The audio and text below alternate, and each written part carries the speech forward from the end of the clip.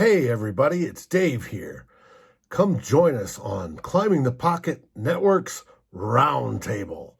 We start off with the initial tweet that started the whole OBJ trade to the Minnesota Vikings from the Browns. We get into how Christian McCafferty's new contract will relate to Dalvin Cook. And do you think Cook will hold out if he doesn't get one? Those are questions we ask.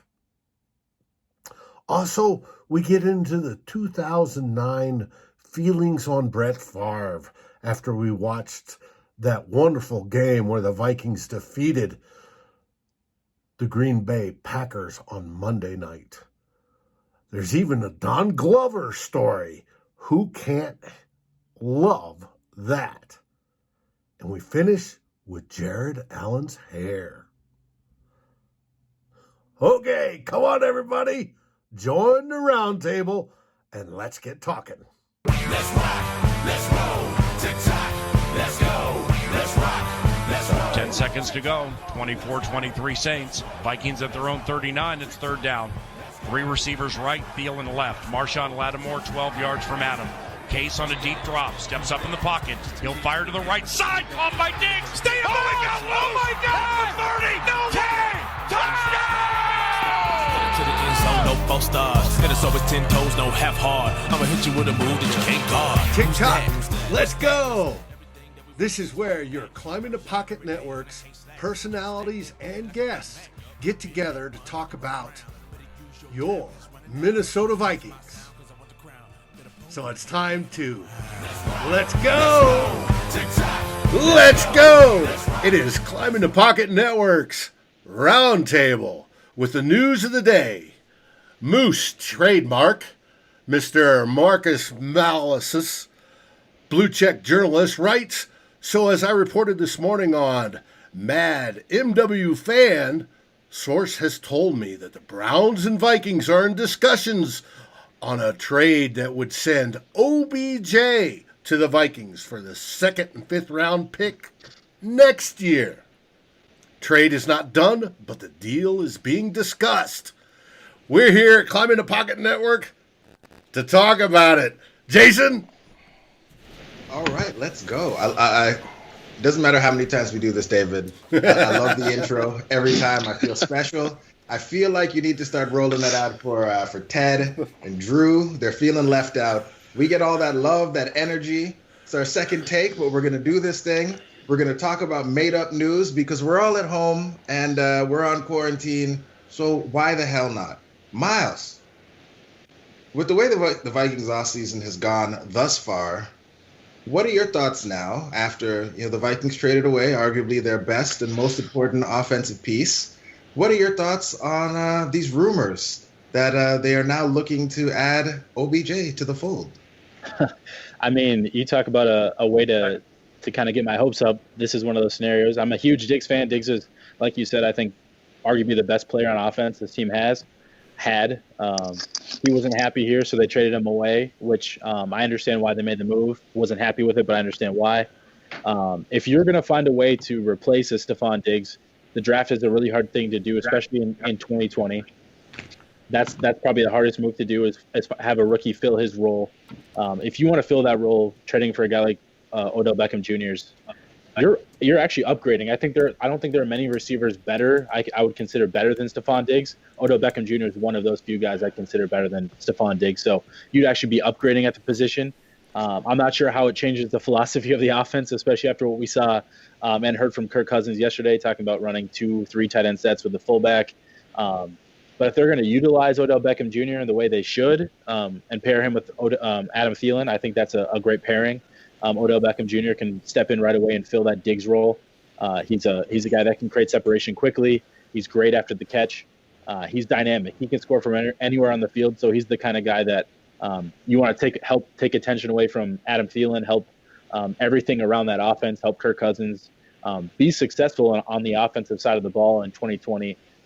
He's the perfect guy to do it to help replace Diggs. So that, to me, I hate getting my hopes up, but seeing someone with credible sources reporting something like that, it gets my hopes up. But it's something that I'm going to roll with. And if they make that move, I'll probably take a step back from all the negative that I've been talking about over the last few weeks. Oh boy! All right, Ted, talk to me, man. I'm pretty much in agreement with everything Miles said. I remember that the day or the night Diggs was traded. I think it was earlier that day or maybe the day before. Bill O'Brien traded DeAndre Hopkins to Arizona for the rotting corpse of David Johnson and a lame draft pick. And I thought to myself after the Diggs trade, why if Diggs was intent on getting traded and it wasn't going to work in Minnesota and they had to move him, okay, fine. But why couldn't they get more value in terms of a player that's actually been proven in the NFL, like a DeAndre Hopkins? And there are just a couple guys in the NFL that I think kind of equate to Diggs, and OBJ is definitely one of those dudes. It goes back to the philosophy of the offense. We talked about what Kirk Cousins said yesterday is he likes to run a bunch of 2 tight end sets with a fullback. I mean, okay, so then if you're going to do that, why trade for a guy like OBJ? I mean, if you are going to focus on the run and re-sign your quarterback to an insane amount of money for him to hand off the ball, why go get a guy like OBJ unless they're really not going to do that and they want to open up the offense? So, yeah, I think it would be a good deal. Miles, again, talked about the offensive philosophy, and would OBJ be happy in his role with Minnesota? He's had some issues in the past. I don't think that's more on OBJ. I think it's on the performance of the team and the coaching philosophies he was on at the time with the Giants and Cleveland. Still with Cleveland. If they can use him, because let's face it, he was not utilized well, has not been utilized well in Cleveland since he's been there. If the Vikings can use that asset, I think it'd be a great pickup. I honestly do. Awesome. All right. Last question on this topic as we run through this quick hitting edition of the Roundtable. Yinka, do you think the Vikings locker room can absorb having both OBJ and Adam Thielen, receivers who you've compared at times for their diva antics? I mean, is it the Vikings or is it the Vikings fans? Can they have that level of diva in one place? I mean, it's kind of like what Ted said. This is obviously, and Miles as well too. This is an upgrade at the position. I don't really care about the whole diva narrative because I believe that if you are the best in the world at anything you do, you are allowed to talk as much ish as you want to. So my only obviously issue is just what the offense is going to be, but I will welcome OBJ with open arms and all of his diva-ness. I will personally bring the net that he will kick if he misses the play. Can I bring up one thing too, Prince? Yeah. We know the Vikings didn't want to trade Stefon Diggs, right? So I think the whole scenario of like people talking about, well, we need to replace Diggs. That's true. The Vikings were not looking to openly trade Stefon Diggs. It was when Stefon Diggs became apparent that he did not want to stay. He wanted out, and the Vikings found the deal to move him. So absolutely. Finding a place, like, we know the philosophy overall is probably not going to change, but I think the role in the offense, I mean, you'd essentially upgrade it from Diggs with Odell Beckham Jr. So are we happy with the philosophy of the offense? No. But at the same time, we knew that what Stefon Diggs' role was in the offense, and you're looking for somebody that can help replace that role. To me, I mean, that's why I mean, like, they know they need that second receiver to help Adam Thielen. Adam Thielen even said the other day with Paul Allen that help's coming. I'm not saying that meant he was dropping nuggets, that it was going to be Odell Beckham Jr., but he essentially said that help was coming for him to help open things up again for him, and this would be that best case scenario. Also, to be petty, I will be quote tweeting everyone who was in my mentions comparing OBJ and Adam Thielen, who are upset, who are now welcoming OBJ with open arms. I'm here for all of that. Please tag me. Please do that. I'm here for all of it. Yeah, we'll retweet your tweets. Well, Miles, you set me up for a perfect transition there because we've talked about the offensive philosophy a bit. It's been a running story really everywhere, especially with Stefon Diggs making noise during the season and again after the season. And then it popped up again because CMC got a bunch of money not long after Dalvin Cook said he considered himself to be, the best running back in the league. Nick, you have been I won't say an apologist, but you have been one of those people who has really gone to great lengths to point out the great value that Dalvin Cook does bring when he's on the field for the Minnesota Vikings. Tyler, you wrote a piece not long ago about, what the CMC signing could mean for the team. And Ed, you are our capologist. You're the one who lets us know how all these things are supposed to come together. So, Nick, I will throw it to you first. What were your thoughts from a Vikings fan perspective when you saw CMC get paid all that money with Dalvin Cook, angling for a new deal? Well, it wasn't good news for the Vikings because obviously Dalvin Cook is going to want to beat that. I don't think he has the argument to beat it because of his injury history, first and foremost, has yet to play a full season. But no doubt he's seen in a lot of ways as the engine of the offense. They've built it around him. So I think his agent is going to have a lot of ammo. And then McCafferty getting paid, what was it, $64 million over 4 years? That's a pretty hefty deal. And so that obviously is more ammo for Cook to say, hey, I deserve at least $12 million a year or something. So that would be unfortunate. I really like Dalvin Cook. I think he's one of the best runners in the NFL. He's electric after the catch. He really sets up a lot of value in the screen game.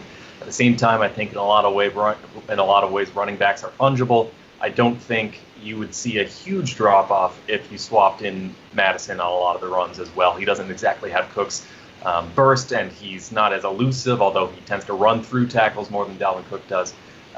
And Mike Boone, I think, offers a lot of things in terms of the burst, the athleticism, the ability after the catch. So, I like Dalvin Cook both as a person, as a player.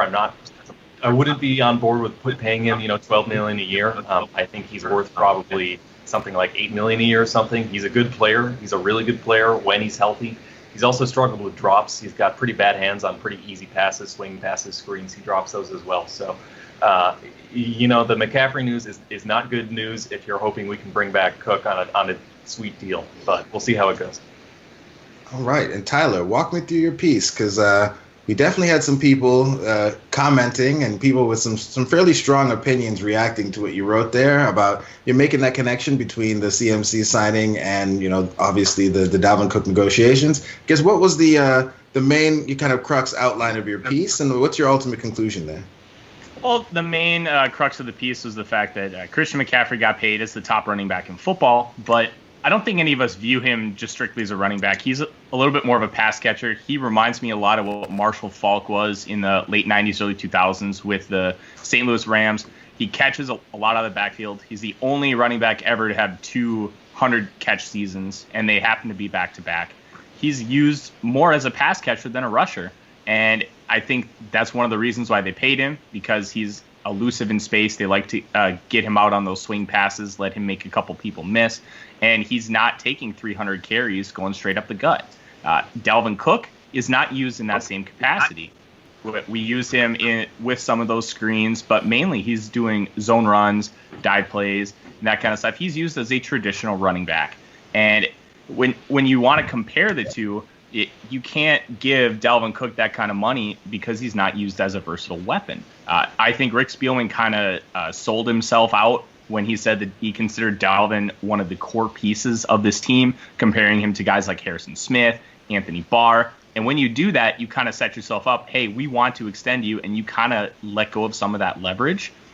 However, that he has done a masterful job getting guys like Barr, Smith, Danielle Hunter to sign for less because of the culture that this team has built.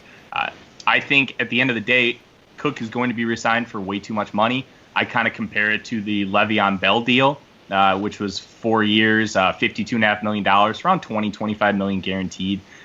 We're going to overpay him, and the ideal scenario for the Vikings would be to ship him out for like a second-round pick and take Cam Akers out of Florida State, who's kind of like his clone, and then just continue the cycle. But Rick and Zimmer seem all in on keeping him, and it's just a reality we have to live with, and hopefully it's cheap. All right. So, Ed, talk to me about how we can make this happen, because we don't have very much money.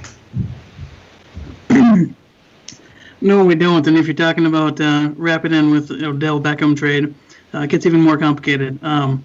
But just strictly talking about Dalvin here, you're looking at if it's me, if I'm the GM, I'm paying him a maximum of $8 million a year. I don't think he's going to take that at this point. But I think based on, like everyone said, injury history, how we actually use him, I think that would be about the max we do.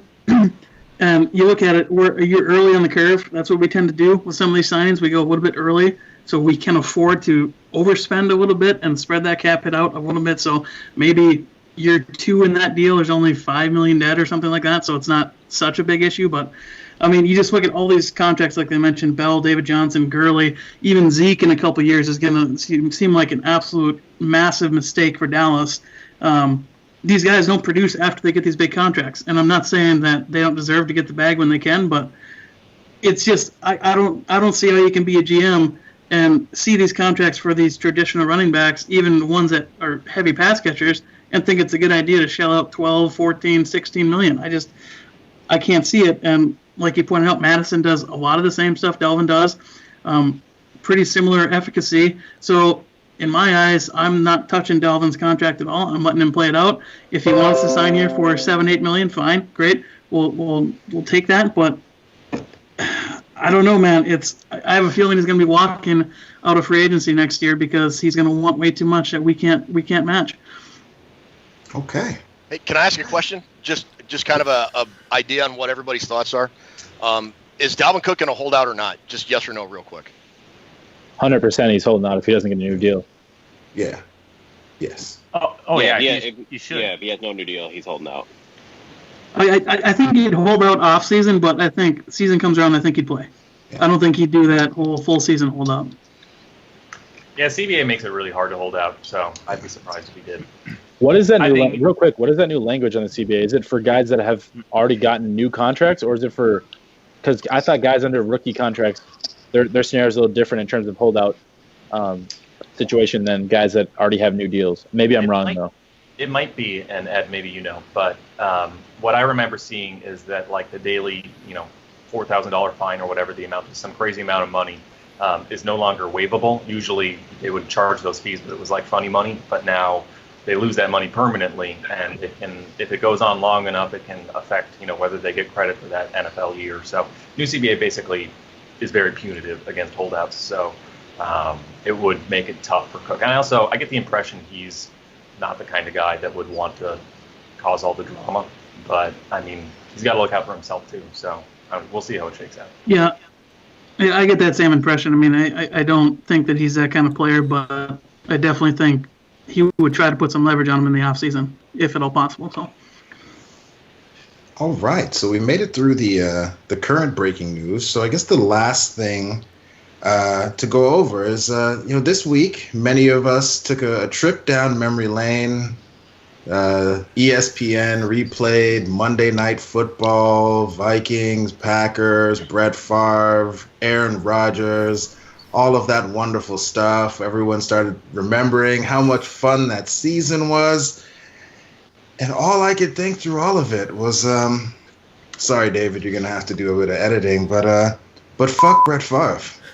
Like, through it all, I don't know. And so I got a bit of blowback on that. But I know he came here. I know he gave us a fun season. But I just can't think of Brett Favre as anything but a Packer who came here to get back at a team that he felt jilted by. Yes. He basically used us for a season to get revenge on the Packers for kicking him to the curb for Aaron Rodgers, then stole our money the next year because Lord knows he didn't want to play, and then kind of just rode off, leaving the shambles that was this team. And he didn't win a Super Bowl. They didn't win a Super Bowl. Yeah, and he didn't win anything for us. If anything, he got our hopes up, and then we lost in just as crushing a fashion as we're accustomed to as Vikings fans. So I guess I wanted to throw it out to the greater group just to understand where others were at with this. Because for me, it's fuck Brett Favre. He's a Packer. Yes, he was here for a hot second, but he's a Packer. He was always a Packer. He crushed our hopes and dreams for so many years. And then he came in and didn't win anything for us for 1 year. And so now he's like, yeah, we love him. Help me understand, because I don't understand. But that season was magical, man. Starting with that 49er game, to Greg Lewis in the end zone. The minute you saw that, you knew that season was going to be so fun. And, yeah, he didn't get us a Super Bowl, but I don't know. I think you have to separate what he did for us that season as a fan base and, what he did against us as a Packer player. See, I'm on the other turn of that because the way people treat Brett Favre as a Minnesota Viking, they sure love to talk about Case Keenum like he was trash and didn't do the same exact thing that Brett Favre did for the Minnesota Vikings. I understand the Vikings had played a better game against the Saints in the championship game, but overall, like where they got to in terms of what they were supposed to do. Brett Favre was supposed to take the Vikings deep into the playoffs and likely to the Super Bowl. Case Keenum wasn't supposed to do that, but he still did. And people want to talk about Brett Favre like he's this longtime great Viking, which he's not. But they want to talk about Case Keenum like he was some throwaway trash can. So that's my whole thing is like, if you're going to give Brett Favre love, you better be giving Case Keenum love too, because he did the same thing and he helped provide the Minneapolis Miracle, which is to me better than what Brett Favre did with Greg Lewis against the 49ers. So there's a little bit of that like overall like I hate the Packers. So Brett Favre will always be a Packer to me. I see a lot of Vikings fans who hate the Packers as well, so it surprises me how much they love Brett Favre. I don't know. I'm kind of indifferent in it all too. So I'm with Jason. Fuck Brett Favre. All right. So here's the other side of the fence. 2009 was the first year my dad and I were able to watch all the Vikings games together since I'd been a little kid. Damn it, Ted! Don't get sentimental with me. I get totally 100% sentimental. Had to move him up here. He was getting too old to live on his own and all that, so we put him into assisted living place right near the house, and he would come over every week. And the day Favre signed, I called my dad. We were both fired up. I went out and I posted the picture on Twitter several times. There's a picture. The Rams or the Vikings came to St. Louis when the Rams were still here in 2009, and we went to the game, and it was the funnest. For me, 2009 will always be the most enjoyable season for the Vikings until they win the Super Bowl. Simply for the fact, I forgot what a great sense of humor my dad had and how sarcastic and dry he was watching Vikings games, and it was just a lot of fun memories that year, from like the Lewis game all the way through the playoffs and just beating the crap out of Dallas in the divisional round and all that stuff. So I'm always going to look back on 2009 very fondly. 2017 as well. I agree with Miles. You really shouldn't be able to praise Brett Favre and then turn right around and bash Case Keenum, because you could argue Keenum did more with less natural talent than Favre did. So yeah, I love 2009. I love 2009 Favre. I love that entire season, and I loved watching Packer fans just watch their heads explode every week, especially those 2 weeks they played the Vikings. That was just great memories for me. Always will be. I guess I think that was the best part, because the season was fun. I had quite a bit of fun during the season, and I definitely talked my shit throughout that entire season while the team was doing well. So as a Vikings fan, I was happy with what was going on with the team. Brett Favre coming as a Merc helped the team for that year, but outside of him helping us in that year, I don't care about him anymore. So that's the thing I don't understand, is people who still like ride and die for Brett Favre when he was like a Viking for just like a hot second.